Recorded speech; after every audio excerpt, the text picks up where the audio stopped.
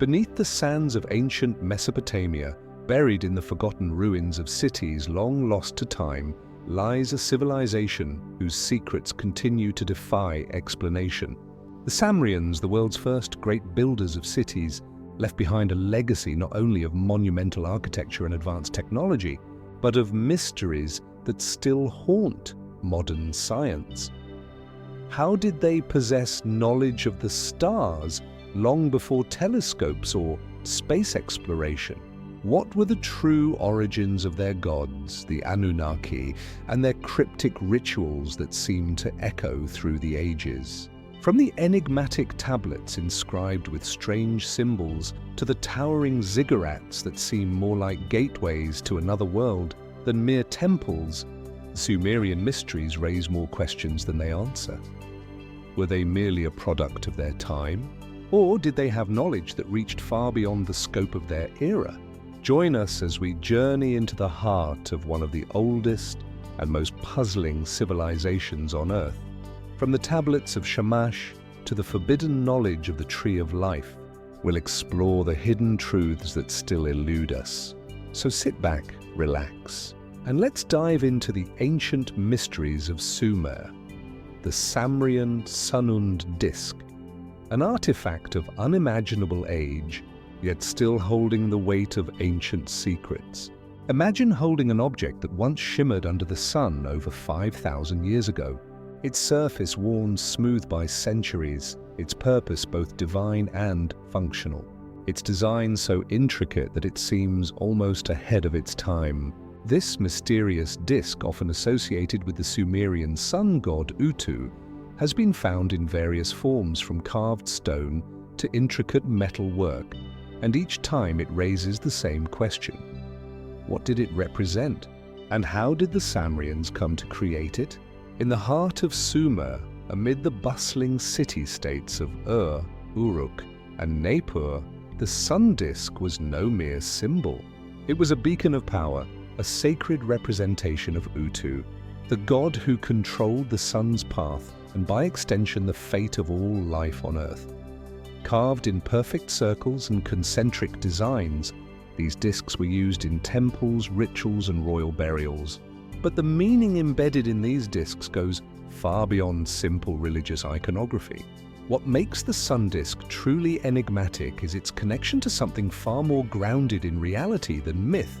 Technology. There is something about the way the disc is designed, the precision, the symmetry, the craftsmanship that suggests it may have been more than a decorative object. Many scholars have speculated that it might represent something far greater than just a divine symbol. Could the sun disk have served as a functional tool? Did it possess practical technological applications hidden beneath its sacred aura? In some of the more curious theories, the disk has been likened to a kind of ancient solar panel, possibly capturing sunlight or energy in ways we do not fully understand. The concept seems far-fetched at first. Ancient Sumerians, with their limited resources and rudimentary tools, harnessing solar power.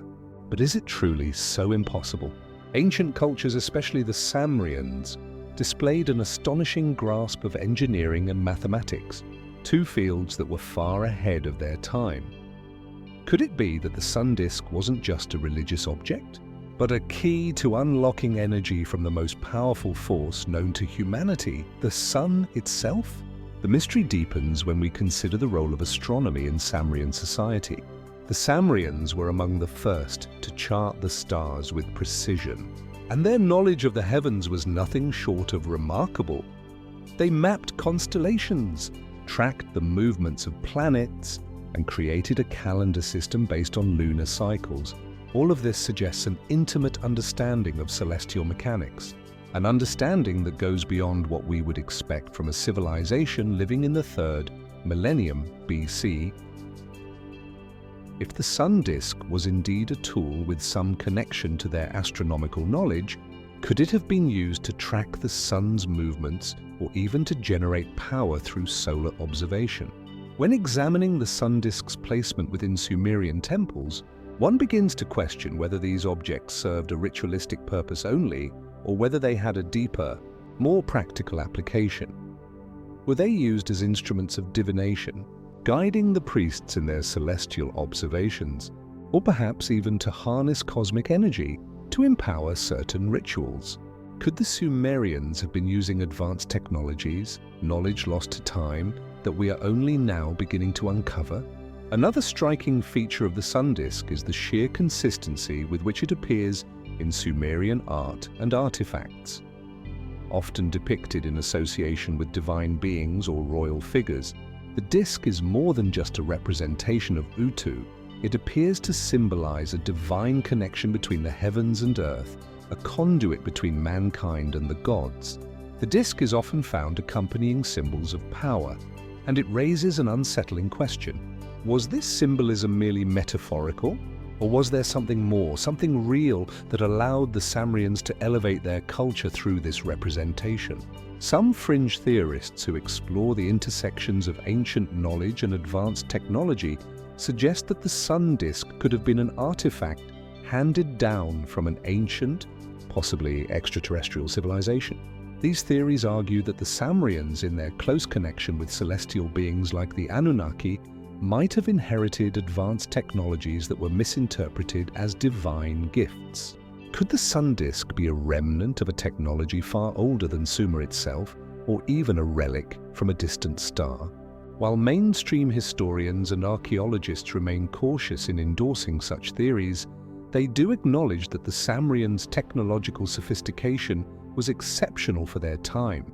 Their construction of massive ziggurats, the intricate design of their cuneiform script, and their profound understanding of the cosmos all point to a civilization capable of achievements that we have yet to fully comprehend.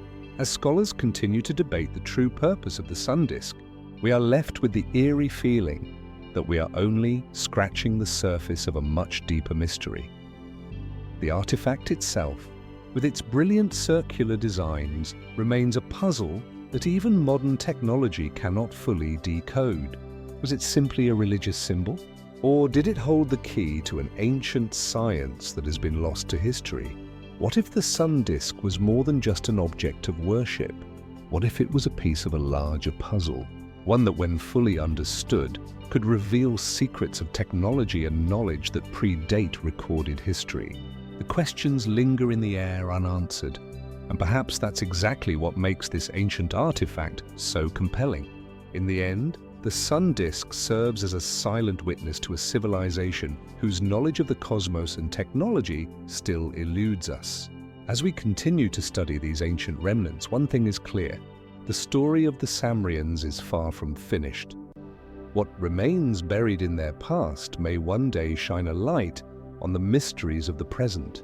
As we turn our attention from the enigmatic sun disk to another deeply symbolic element of Sumerian culture, we find ourselves drawn into the profound mystery of the tree of life. This ancient symbol, seen in various forms across the art and architecture of Sumer, holds within it the keys to understanding not just Sumerian spirituality, but possibly something much more. Picture a beautifully crafted stone relief where two figures stand on either side of a great tree, its branches stretching toward the heavens. This is one of the most recognizable depictions of the tree of life in Sumerian iconography. And it's more than just a decorative element. The tree, often depicted as an acacia or a date palm, has been interpreted as a symbol of divine power, a connection between the earthly and the celestial, the mortal and the immortal. It is perhaps the most iconic motif within Sumerian art, appearing in the royal courts, the temples, and even the myths themselves. But what exactly did the Sumerians believe the tree of life represented? Its meaning seems to transcend mere representation. According to Sumerian myth, the tree was not simply a natural element. It was a living conduit, a bridge between realms, offering both sustenance and knowledge. In the hands of the gods, the tree of life symbolized eternal life. But it also hinted at a deeper mystery, a secret that the Sumerians may have been trying to convey through their art, architecture, and sacred texts. Throughout the temples and palaces of ancient Mesopotamia, the tree of life appears again and again. In some depictions, it stands beside the divine gods like Inanna or Enki, who seem to interact with it. sometimes reaching for its fruits or even holding them. In other cases, it is guarded by mythical creatures such as the lion-headed eagle, suggesting its sacred and protected status. The symbolism is clear. This tree was no ordinary plant. It was the axis around which the divine world spun, the axis mundi that connected the heavens, the earth, and the underworld. But what exactly did the Tree of Life stand for beyond these divine connections? Was it merely a symbol of immortality, or was it something more profound, something closer to the knowledge of the cosmos? Could it have represented the Sumerian understanding of life itself? Some believe that the Tree of Life was tied to Sumerian practices of ascension and enlightenment, where the act of climbing the tree was akin to a journey toward higher knowledge or spiritual awakening. The fruit of the tree then might not just have been a physical sustenance, but a metaphorical one granting the eater wisdom, power, or immortality. There are also those who argue that the Tree of Life had a more mysterious, even scientific role within Sumerian society. Could it have been a symbol of something far more tangible, perhaps a form of ancient technology that was central to Sumerian civilization? If the tree was a metaphorical representation of life itself, could its symbolism extend to the Sumerians' agricultural practices, and more specifically to their sophisticated understanding of plant-based medicine, genetics, and even the control of life forces? After all, the Sumerians had vast knowledge of agriculture, irrigation, and the cultivation of crops, skills that required a deep understanding of biology, environmental science, and the cycles of life. Could the Tree of Life represent this intricate knowledge? There is another intriguing, more speculative theory that ties the Sumerian Tree of Life to the broader cosmic and astronomical themes we've explored. Some theorists suggest that the tree could have represented the constellations or cosmic forces. The Sumerians were, after all, masters of astronomy, with their gods often linked to the movements of the stars and planets. Could the Tree of Life have symbolized the tree of the cosmos, connecting the celestial bodies with the mortal world, and by doing so, offering the key to understanding the universe itself? The most compelling aspect of the Tree of Life is its enduring presence throughout ancient cultures, not just in Sumer. From the ancient Egyptians to the Norse, the Tree of Life appears in various forms, always linked to the themes of creation, life, and knowledge. The similarities between these various depictions suggest that the symbol may have had a universal significance, one that transcended the boundaries of time and geography. But why was this symbol so important? What was it about the idea of a tree that made it the perfect representation of life, knowledge, and power across different civilizations? Could this recurring motif be a hint at some ancient shared knowledge or belief, one that was common to early human societies and perhaps even passed down from a forgotten time? Sumerian myths tell us that the gods themselves, including Enki, the god of wisdom, interacted with the Tree of Life, using its powers for their divine purposes.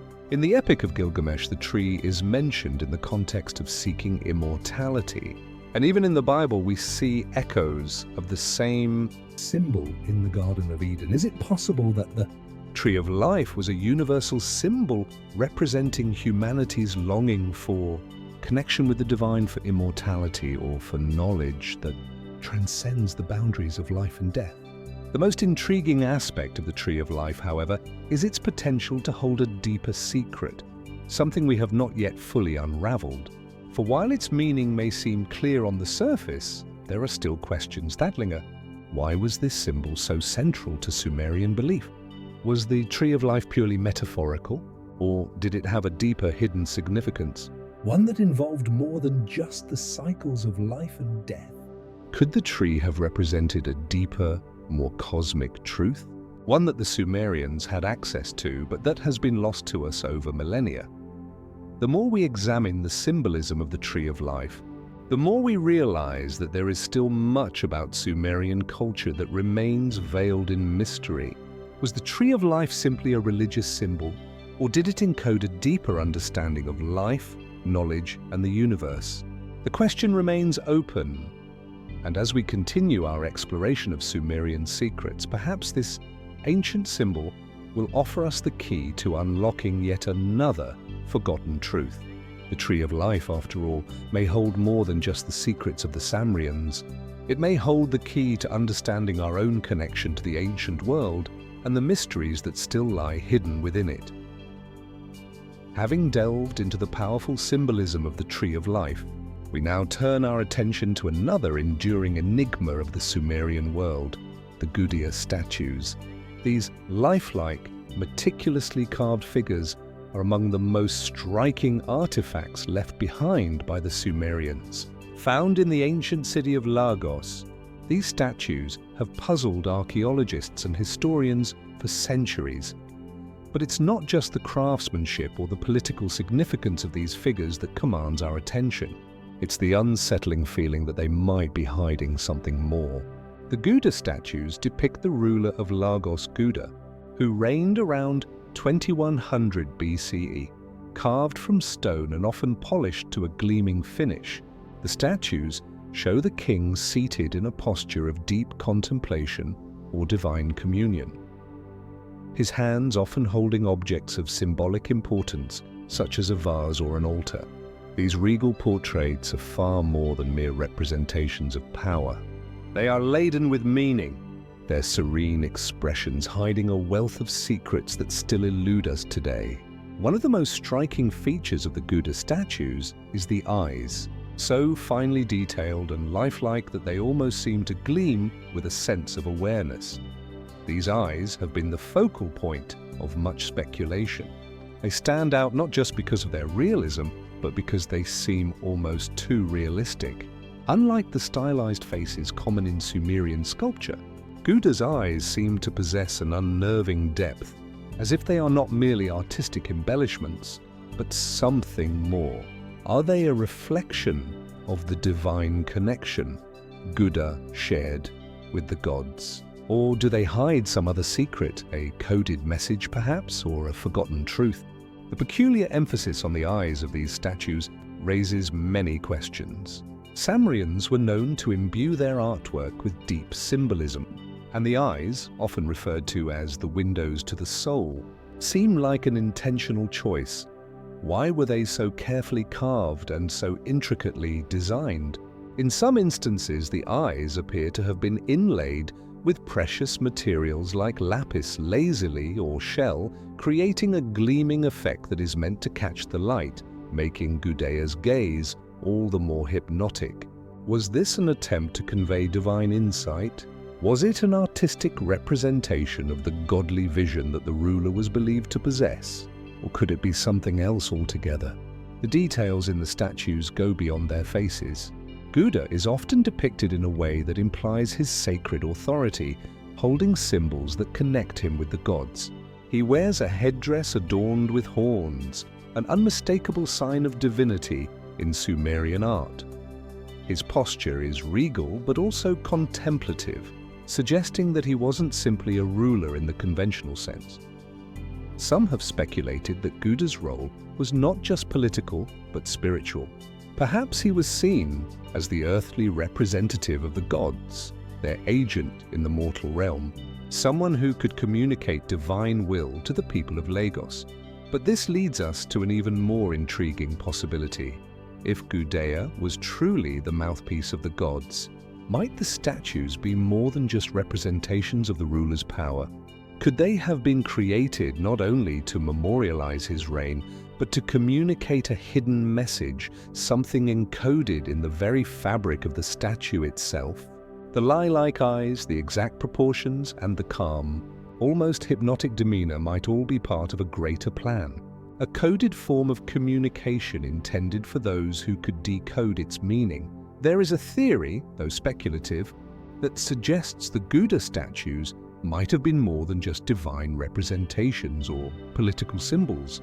Could they have been something akin to advanced machines?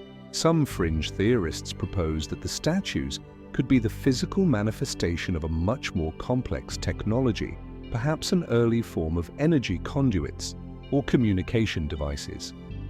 Given the Sumerians' sophisticated understanding of mathematics, astronomy, and geometry, it's not entirely beyond the realm of possibility to imagine that the statues may have been designed with a hidden function, something we don't yet fully understand. Could the eyes have been constructed in such a way to receive or transmit energy, perhaps acting as channels to the divine or even to a higher hidden source of knowledge? While there's no physical evidence to support such theories, the sheer intricacy of the statues invites further contemplation.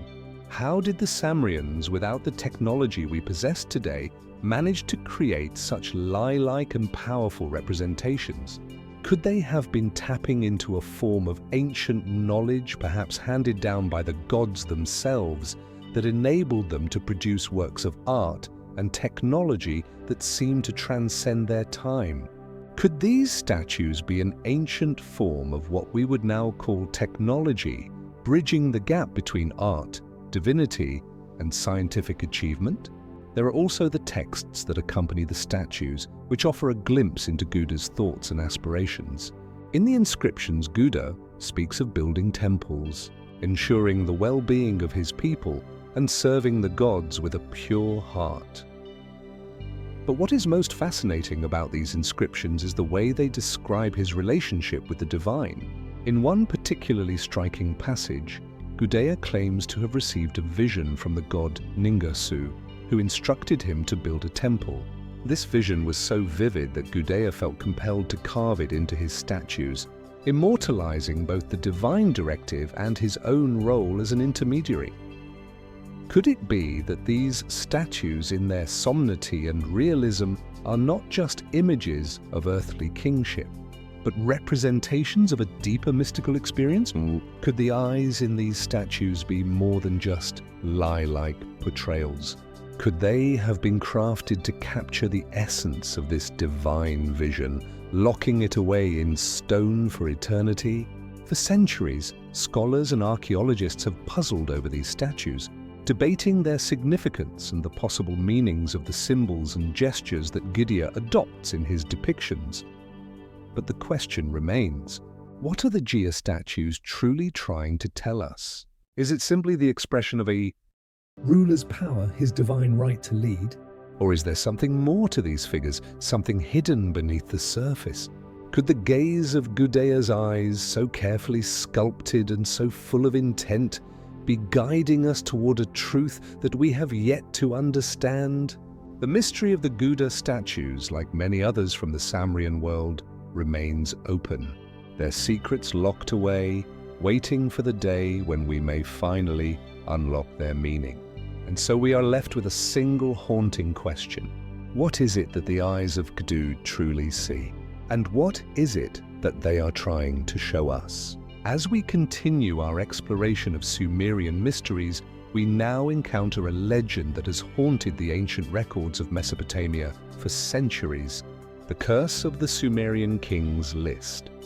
This list, a seemingly straightforward compilation of the rulers of Sumer, stretches across dynasties and generations, cataloguing the names of kings who supposedly ruled for unimaginable lengths of time. But beneath its surface, something far darker lurks, something that raises questions not only about the historical accuracy of the list, but about the very nature of time, power, and fate itself. The King's List, a clay tablet dating back to the early 2nd millennium BCE, details the reigns of Sumer's rulers, beginning with a series of kings whose reigns last for tens of thousands, even hundreds of thousands of years. This in itself seems impossible by modern standards. According to the list, the first kings were given near immortal lifespans, with rulers like Alulim, the first king of Eridu, who is said to have ruled for 2800 years. His successor, Alalgar, is credited with a reign of 36,000 years. How could this be? Were these figures symbolic, a means of conveying the divine favor these kings were believed to possess? Or was there something deeper at work, something lost to time and perhaps hidden deliberately by those who documented these kings? As we continue to examine the tablet, we see the lengths of rule gradually shorten, eventually settling into more familiar human time frames. But the list doesn't just catalogue the kings of Sumer, it also tells of a cataclysmic event that occurs after the reign of the earliest kings. The tablet speaks of a great flood, a calamity that wiped out much of the world, including these long-reigning kings. After the flood, the reigns become more in line with what we would expect from historical records. But still, there remains an unsettling silence surrounding the transition from these godlike figures to the more mortal kings that follow. What happened during that time when divine rulers seemed to fade into myth? The presence of this flood, a theme found not only in the Sumerian kings list, but also in the Akkadian, Babylonian and Hebrew traditions, has caused many to wonder if this event was merely a metaphorical expression of societal upheaval, or if it reflects a real catastrophic event that occurred long ago. Some suggest that the flood was a result of environmental factors like sudden shifts in climate or the overflowing of the Tigris and Euphrates rivers. But could the Great Flood symbolize something more profound? A cosmic reckoning that led to the disappearance of these ancient rulers? Could this event be the key to understanding the shifting nature of time and power in Sumer? Further intrigue is found in the details of the kings list itself.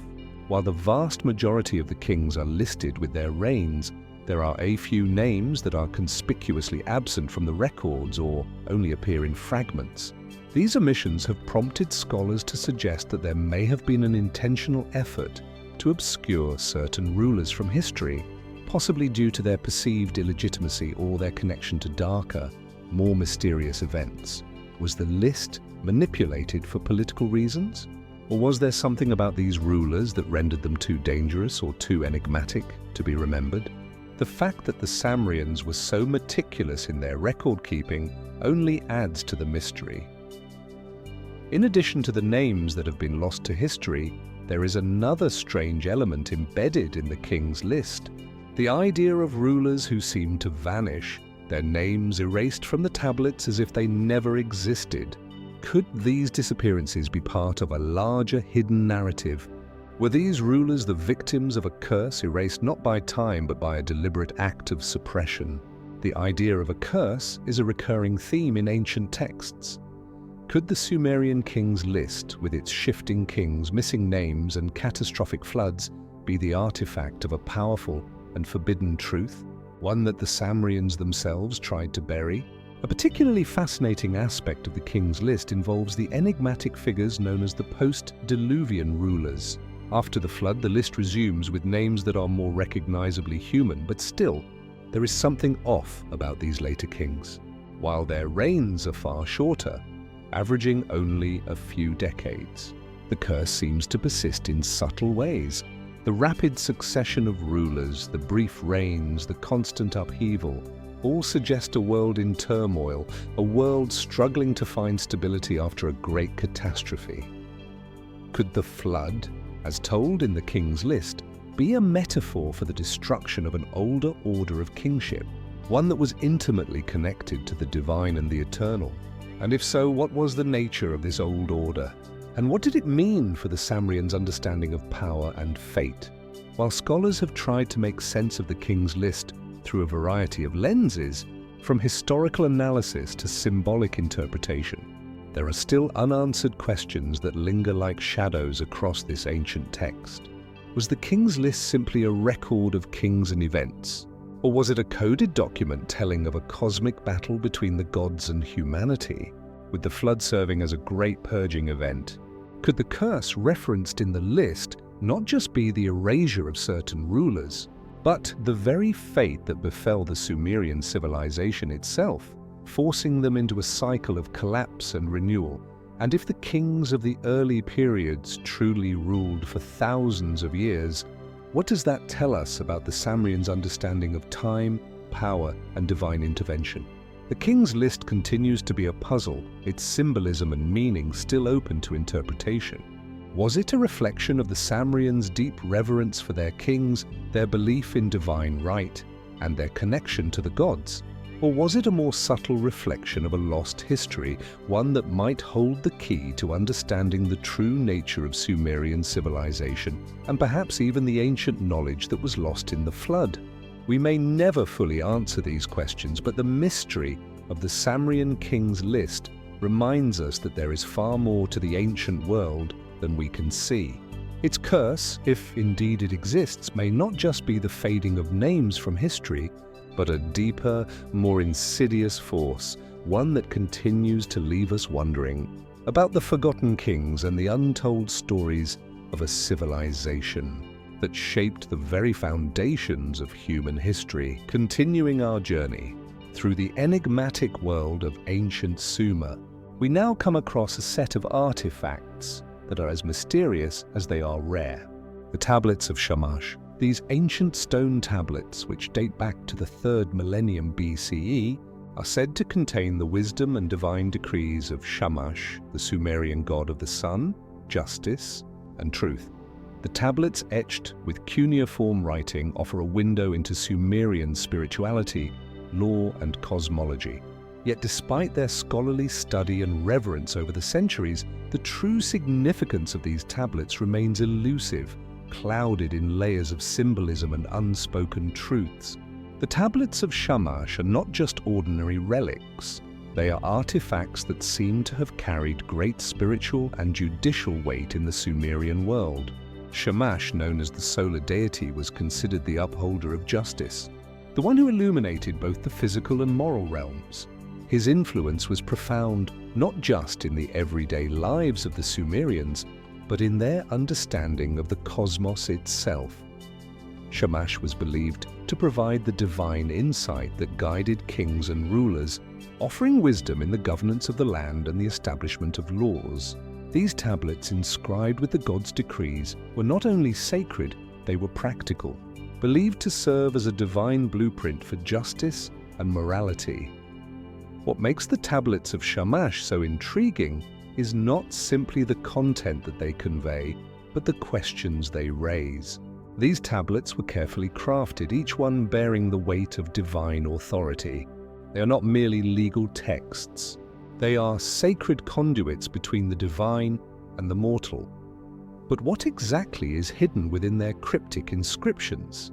Are these tablets simply law codes, or do they contain something more, something beyond our current understanding? One of the most mysterious aspects of the Shamash tablets is their connection to the concept of divine justice. According to the texts, Shamash was not only a god of the sun, but also a god of cosmic order, ensuring that the forces of chaos and disorder were held at bay. The tablets describe Shamash as the ultimate judge, one who presides over the fate of both gods and men. Yet in many ways, the law codes associated with Shamash go beyond mere jurisprudence. They outline a moral code that seems to suggest an underlying order to the universe, an order that may have been understood by the Sumerians, but has largely been lost to us today. The Sumerian justice system, as inscribed on the tablets, reveals a complex set of laws and procedures that govern everything from commerce to personal conduct. But the manner in which these laws are framed suggests something more profound. There is a sense that these laws are not just human creations, but divine revelations given by Shamash himself. The tablets describe Shamash as offering guidance to the kings and rulers of Sumer, instructing them on how to maintain balance and order within their kingdoms. The very structure of these laws suggests that the Sumerians may have believed their world was maintained by a delicate balance between the divine and the earthly. And yet, as we examine these tablets more closely, we are faced with deeper questions. For all the light they shed on Sumerian society, the tablets also hint at darker, more mysterious elements. There are sections within the texts that are cryptic in nature, offering ambiguous references to rituals, cosmic events, and symbols that are not fully understood. Could the tablets of Shamash contain hidden knowledge? Knowledge of cosmic truths or metaphysical realms that we are only beginning to comprehend? Some researchers have suggested that there might be more to the symbolism found within the tablets, elements that connect the Sumerians' legal and moral frameworks to a greater, more esoteric worldview. The Sumerians were not just concerned with earthly justice, they also sought to understand their place in the universe. Shamash as a solar deity represented not just the physical sun, but also the cosmic order that governed the movement of stars and planets. In this light, the tablets may hold clues not only to Sumerian governance and law, but to their understanding of the cosmos itself. The imagery and language used in the tablets evoke a sense of a world that is in constant balance, a world where the forces of order and chaos are in a delicate and continuous struggle. Could the tablets of Shamash be a key to unlocking an ancient Sumerian cosmology, one that goes beyond our understanding of the natural world and into the realm of the metaphysical? Adding to the intrigue are the mysterious symbols and motifs found in the tablets.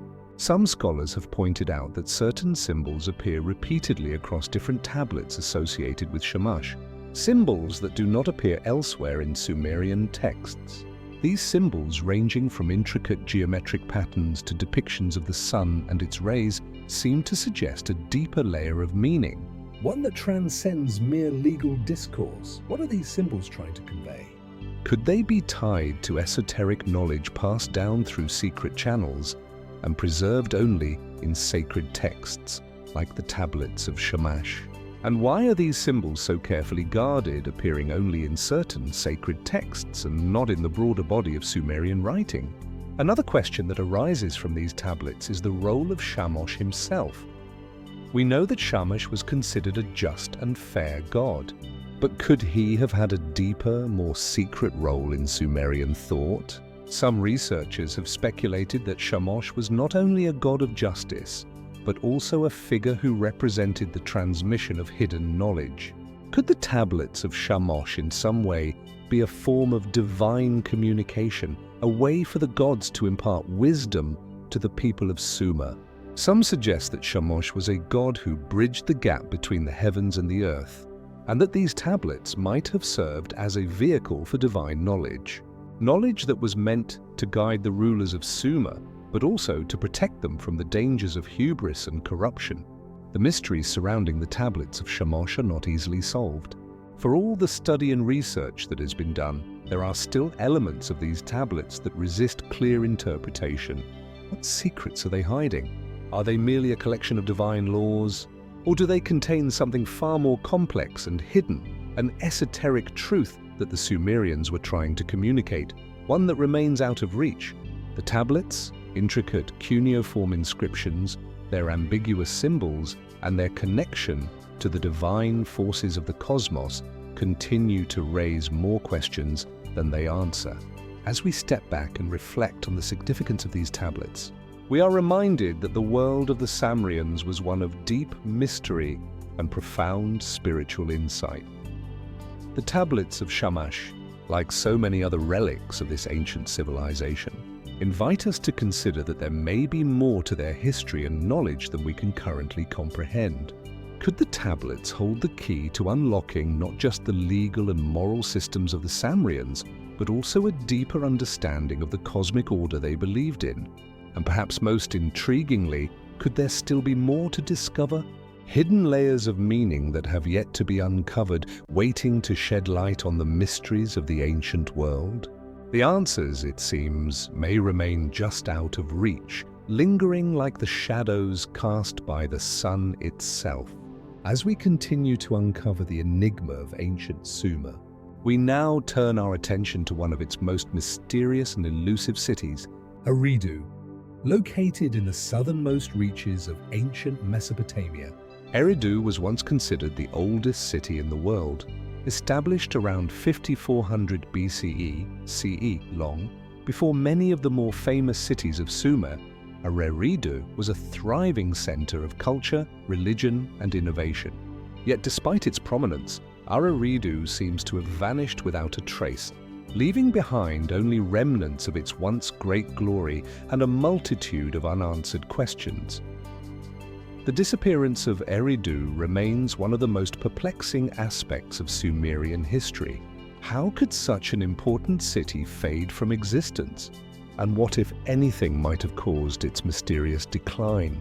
Today, the site of Eridu lies buried beneath the sands of time, a shadow of what it once was. Its ruins, now known as Tel Abu Shahin, offer only tantalizing glimpses into the city's past. A ziggurat here, a broken statue there, a series of old walls and pathways. But there is more than just a feeling of age that hangs over Eridu. There is an unmistakable sense of mystery. How did this city, which many consider the cradle of Sumerian civilization, fall into obscurity? And what can the ruins of Eridu tell us about the larger forces at play in the rise and fall of ancient cities? Eridu's importance is not simply due to its age. It was a religious center of immense significance, often regarded as the home of the god Enki, the deity of water, wisdom, and creation. Enki was one of the most revered gods in the Sumerian pantheon, and his temple, the Yabzu, was the heart of Eridu. The city was thought to have been founded by the gods themselves, and its sacred status made it the focal point of religious and spiritual life for the early Sumerians. In many ways, Eridu was seen as the center of the world, a divine city created by the gods to serve as the link between the mortal and the divine. But despite its religious and cultural importance, Eridu began to decline long before the rise of the Akkadian Empire or the fall of Sumer itself. By the time of the early dynastic period, roughly 2,000 years after its founding, Eridu had already started to fade into history. What led to this decline? Theories about the cause of Eridu's disappearance are varied, but they all share one common thread: the mystery of why such a prominent city could simply vanish. One possibility is that environmental factors played a key role. Eridu was situated near the Persian Gulf, and the Sumerians relied heavily on the water from rivers like the Euphrates and Tigris.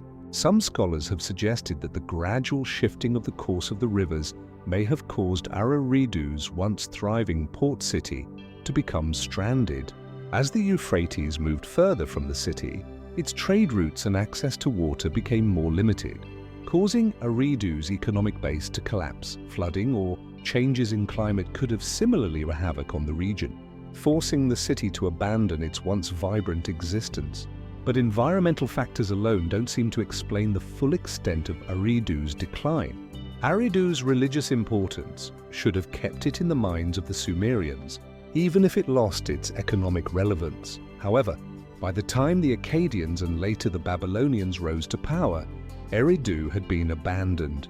There are no grand accounts of warfare or invasion associated with Eridu's disappearance. No rival city ever laid siege to it. Instead, the city's fall appears to have been a gradual process, one that unfolded in silence, leaving behind only the faint echoes of a civilization that had once been at the heart of the Sumerian world. This absence of records leads to even more speculation. Could Eridu have fallen out of favor with the gods themselves? In Sumerian culture, the gods were believed to have a direct influence on the fate of cities.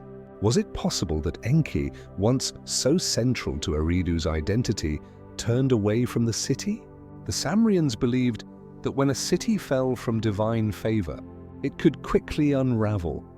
Could the spiritual decline of Eridu have been the cause of its fall, much like the sudden disappearance of a once thriving civilization that seems to have lost its way?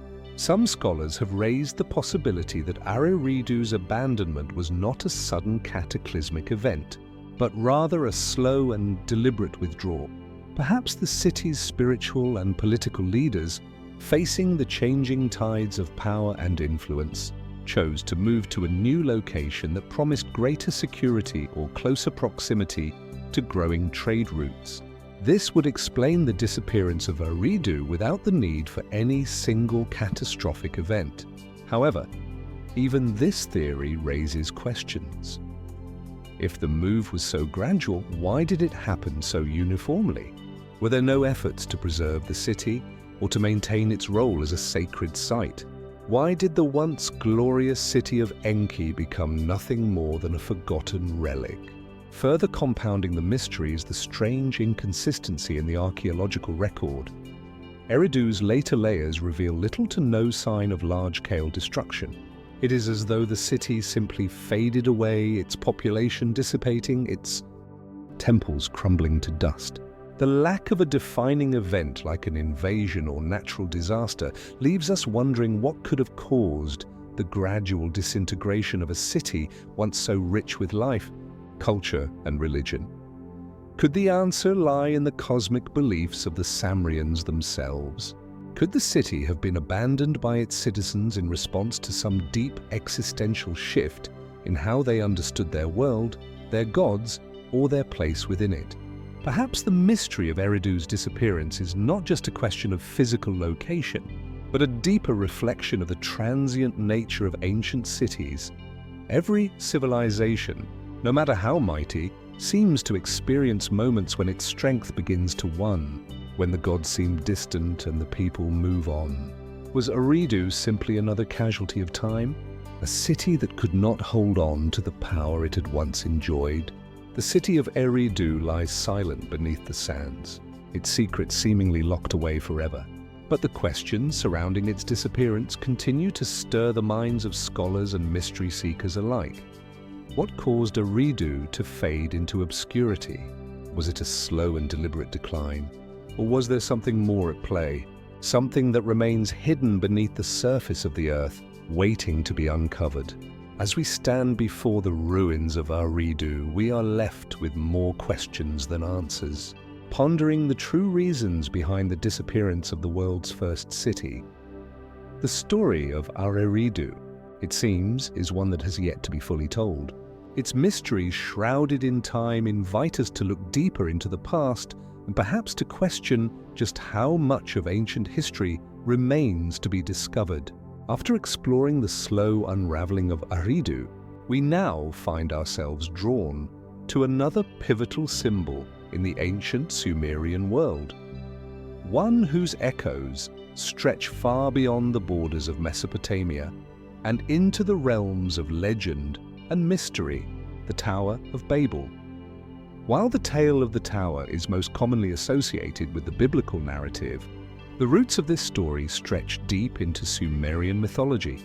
Some believe that the Tower of Babel, as described in the Bible, may have been inspired by the ziggurats of ancient Sumer, and specifically by a structure that once loomed large in the heart of Sumerian civilization.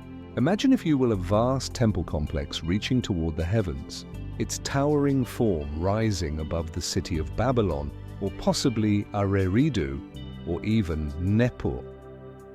This was the ziggurat, a multi-tiered step pyramid that served as a temple for the gods. The most famous of these, the ziggurat, still stands in partial ruins today, offering a glimpse of the grand scale that these structures once commanded. But within the layers of these imposing structures lay not just physical materials, stone, brick, and clay, but something far more profound: the symbolism of the divine connection between the heavens and the earth. In Samrian cosmology, the ziggurat was the ultimate symbol of that connection. It was more than just a temple, it was the very axis mundi, the center of the world. The gods who resided in the heavens were believed to descend to earth to receive offerings from the people. The ziggurat's towering structure was a visual manifestation of this celestial order, meant to bridge the gap between the divine and the mortal. But the symbolism of the ziggurat and of the Tower of Babel specifically carries deeper, more enigmatic meanings that reach beyond religious architecture. The idea of building a tower that reached into the heavens is in itself a powerful symbol. The ancient Sumerians, with their advanced understanding of mathematics, astronomy, and engineering, may have seen the ziggurat as more than just a religious monument.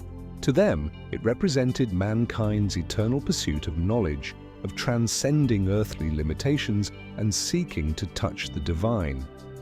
But what happens when this ambition reaches too far? The myth of the Tower of Babel offers a poignant warning. To reach the heavens is to risk angering the gods themselves. It is in this context that we find ourselves wondering, could the Tower of Babel myth be more than just a symbolic story? Could there have been an actual monumental structure in Sumer, one whose very height and complexity served as a challenge to divine authority. The ancient Sumerians were no strangers to grand architectural projects, and their ziggurats were already impressive feats of engineering.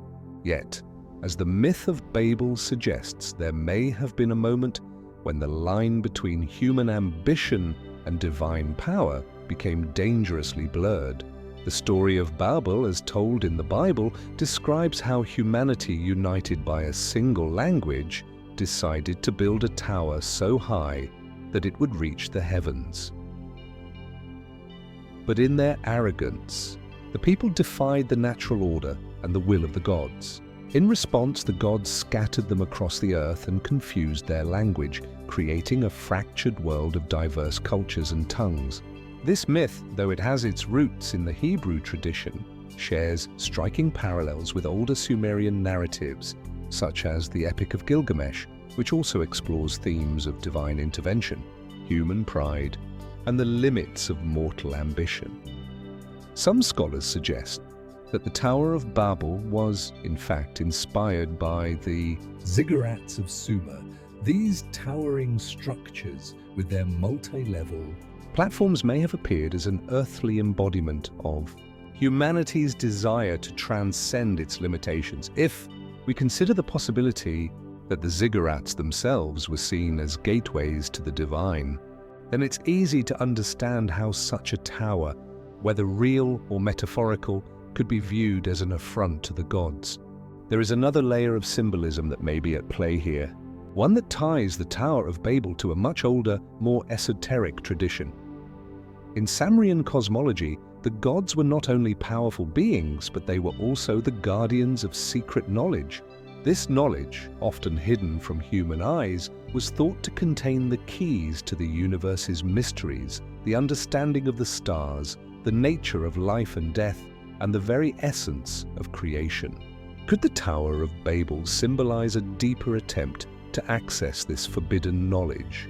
After exploring the slow unraveling of Eridu, we now find ourselves drawn to another pivotal symbol in the ancient Sumerian world, one whose echoes stretch far beyond the borders of Mesopotamia and into the realms of legend and mystery, the Tower of Babel.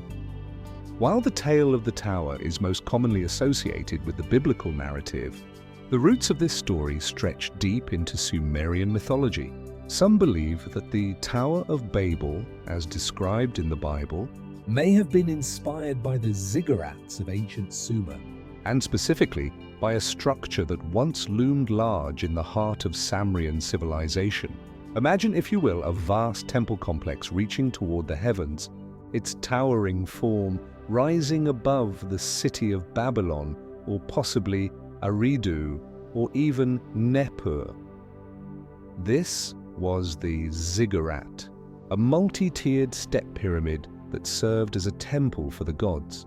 The most famous of these, the ziggurat, still stands in partial ruins today, offering a glimpse of the grand scale that these structures once commanded. But within the layers of these imposing structures lay not just physical materials, stone, brick, and clay, but something far more profound, the symbolism of the divine connection between the heavens and the earth. In Sumerian cosmology, the ziggurat was the ultimate symbol of that connection. It was more than just a temple, it was the very axis mundi, the center of the world. The gods who resided in the heavens were believed to descend to earth to receive offerings from the people. The ziggurat's towering structure was a visual manifestation of this celestial order, meant to bridge the gap between the divine and the mortal. But the symbolism of the ziggurat and of the Tower of Babel specifically carries deeper, more enigmatic meanings that reach beyond religious architecture. The idea of building a tower that reached into the heavens is in itself a powerful symbol. The ancient Sumerians, with their advanced understanding of mathematics, astronomy, and engineering, may have seen the ziggurat as more than just a religious monument. To them, it represented mankind's eternal pursuit of knowledge, of transcending earthly limitations and seeking to touch the divine. But what happens when this ambition reaches too far? The myth of the Tower of Babel offers a poignant warning. To reach the heavens is to risk angering the gods themselves, It is in this context that we find ourselves wondering, could the Tower of Babel myth be more than just a symbolic story? Could there have been an actual monumental structure in Sumer, one whose very height and complexity served as a challenge to divine authority? The ancient Sumerians were no strangers to grand architectural projects, and their ziggurats were already impressive feats of engineering. Yet, as the myth of Babel suggests, there may have been a moment when the line between human ambition and divine power became dangerously blurred. The story of Babel, as told in the Bible, describes how humanity, united by a single language, decided to build a tower so high that it would reach the heavens. But in their arrogance, the people defied the natural order and the will of the gods. In response, the gods scattered them across the earth and confused their language, creating a fractured world of diverse cultures and tongues. This myth, though it has its roots in the Hebrew tradition, shares striking parallels with older Sumerian narratives such as the Epic of Gilgamesh, which also explores themes of divine intervention, human pride, and the limits of mortal ambition. Some scholars suggest that the Tower of Babel was in fact inspired by the ziggurats of Sumer. These towering structures with their multi-level platforms may have appeared as an earthly embodiment of humanity's desire to transcend its limitations. If we consider the possibility that the ziggurats themselves were seen as gateways to the divine, then it's easy to understand how such a tower, whether real or metaphorical, could be viewed as an affront to the gods. There is another layer of symbolism that may be at play here, one that ties the Tower of Babel to a much older, more esoteric tradition. In Sumerian cosmology, the gods were not only powerful beings, but they were also the guardians of secret knowledge. This knowledge, often hidden from human eyes, was thought to contain the keys to the universe's mysteries, the understanding of the stars, the nature of life and death, and the very essence of creation. Could the Tower of Babel symbolize a deeper attempt to access this forbidden knowledge? After exploring the slow unraveling of Eridu, we now find ourselves drawn to another pivotal symbol in the ancient Sumerian world, one whose echoes stretch far beyond the borders of Mesopotamia and into the realms of legend and mystery, the Tower of Babel.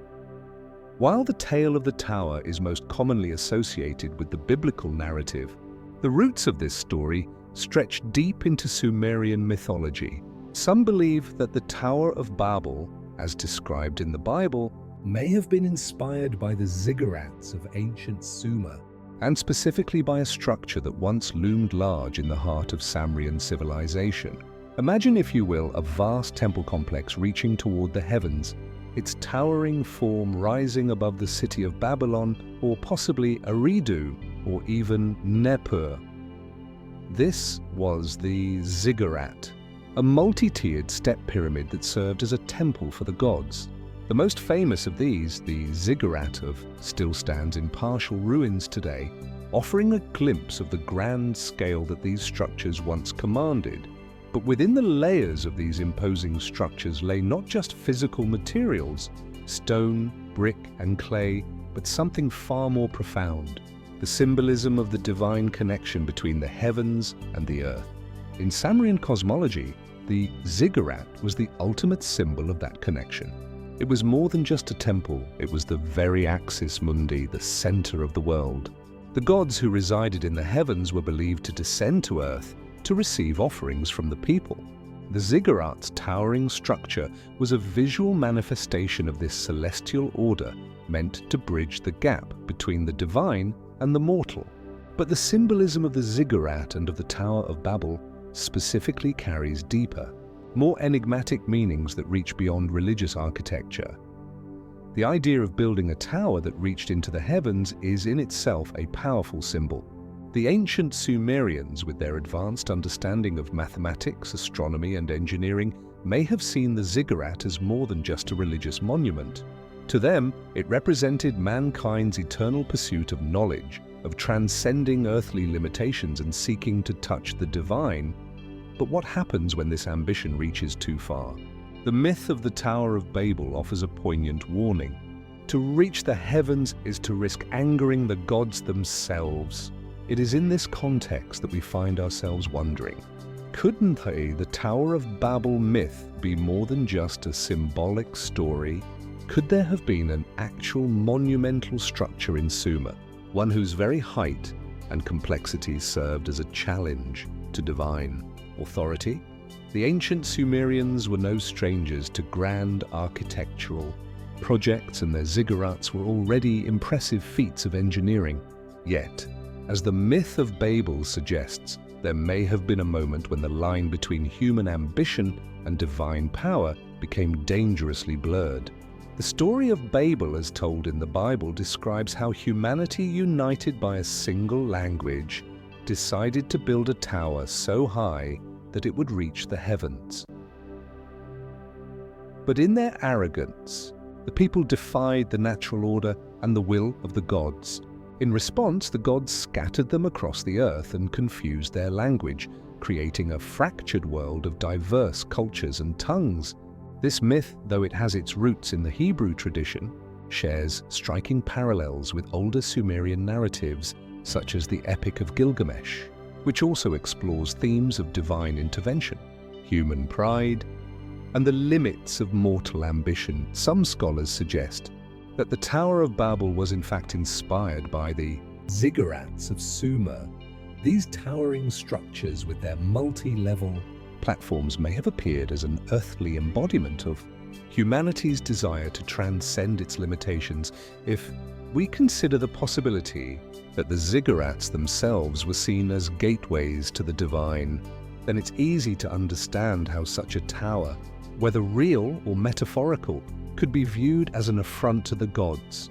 There is another layer of symbolism that may be at play here, one that ties the Tower of Babel to a much older, more esoteric tradition.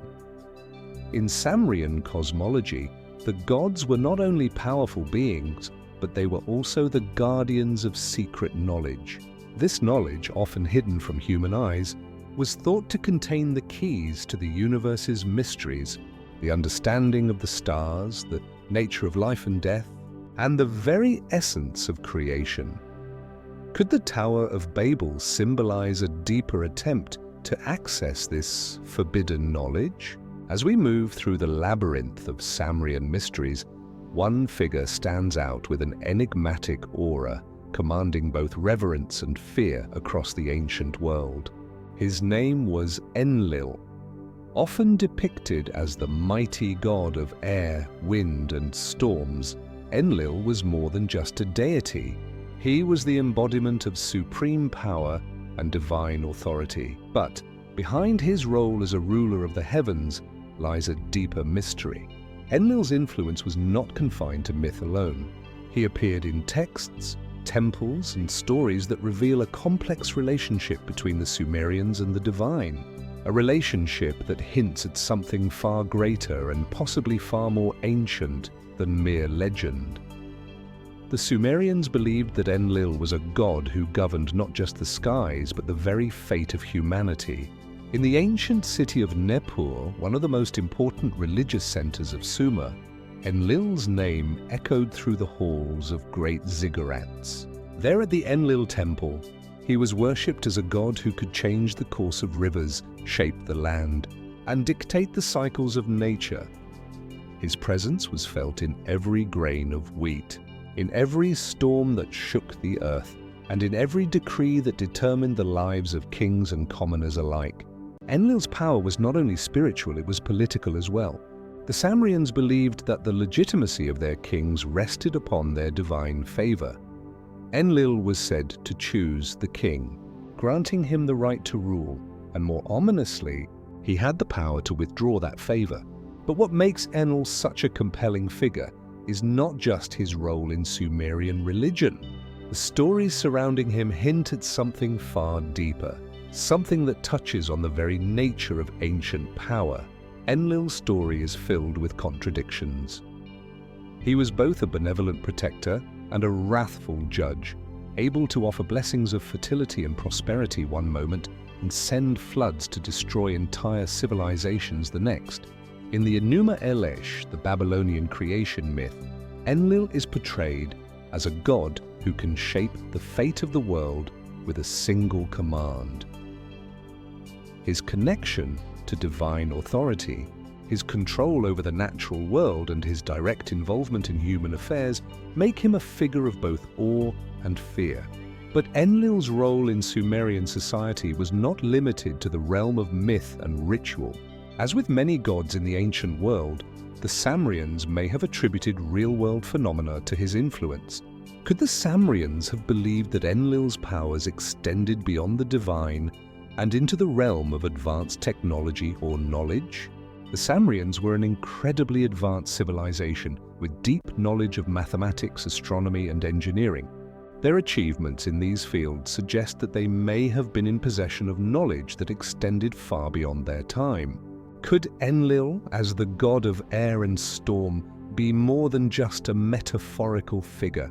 Could he have represented a lost understanding of natural forces or ancient technology that the Sumerians considered divine? In texts like the Epic of Gilgamesh and the Atrahasis, Enlil plays a pivotal role in the destruction of humanity, often using floods or storms to punish or cleanse the earth. But these stories may also hint at something more than a divine judgment. Could these catastrophes, told and retold through centuries of myth, actually reflect a much older history? Could endless storms be metaphors for catastrophic events brought about by forces far greater than simple natural disasters?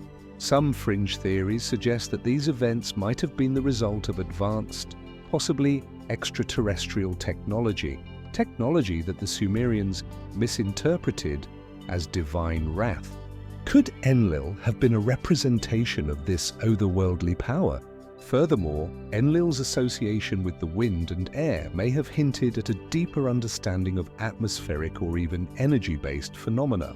Could the Sumerians have known of technologies that allowed Tahem to harness the forces of nature in ways that we can scarcely comprehend today? Could Enlil have represented a key to understanding the lost technologies of ancient civilizations whose secrets were hidden in plain sight, encoded in the very myths they passed down? This connection between Enlil and ancient technology has been the subject of much speculation. Some theorists suggest that the advanced knowledge possessed by the Sumerians, particularly in their understanding of the stars, cycles of the earth, and geometry, was not entirely their own, but was gifted to them by more advanced beings. The gods, like Enlil, were not merely supernatural entities, but were in fact the bearers of forbidden knowledge.